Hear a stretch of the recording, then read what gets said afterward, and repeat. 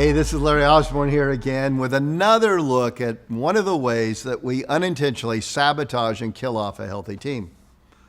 And in this little video, I want to talk about this thing called policies.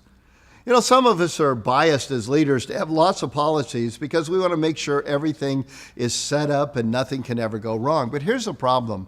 All studies on job satisfaction have always shown that policies are a desatisfier, not a satisfier.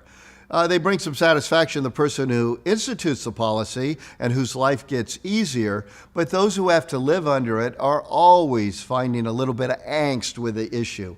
So my advice to you is always have as few policies as possible. Now, certainly you need some, but I often like to put it this way. You know, in the Navy, when a sailor drowns, there's a tendency to have a new policy.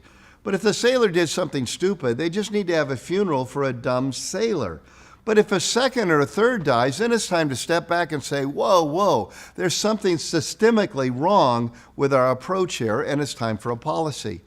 My advice to you is simply this. Never have a policy for everyone when a conversation with someone could solve the problem.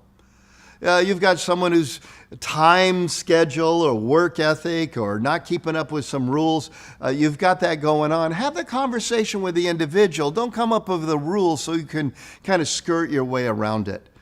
And a second thing to remember is this. Never have a policy just because something might happen. If you do, what you're going to end up with is an incredibly risk-averse organization, department, or ministry. And when you're incredibly risk-adverse, here's the problem. You are also success-adverse. There are risks that we need to take. We need to think them through, but never, ever let policies remove all risk or let policies become the way to avoid a hurtful conversation.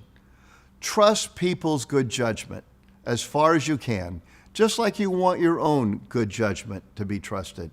Because at the end of the day, every policy you have, even if needed, is a desatisfier, not a satisfier. Found this helpful? I invite you to share it, to like it, or subscribe. See you next time.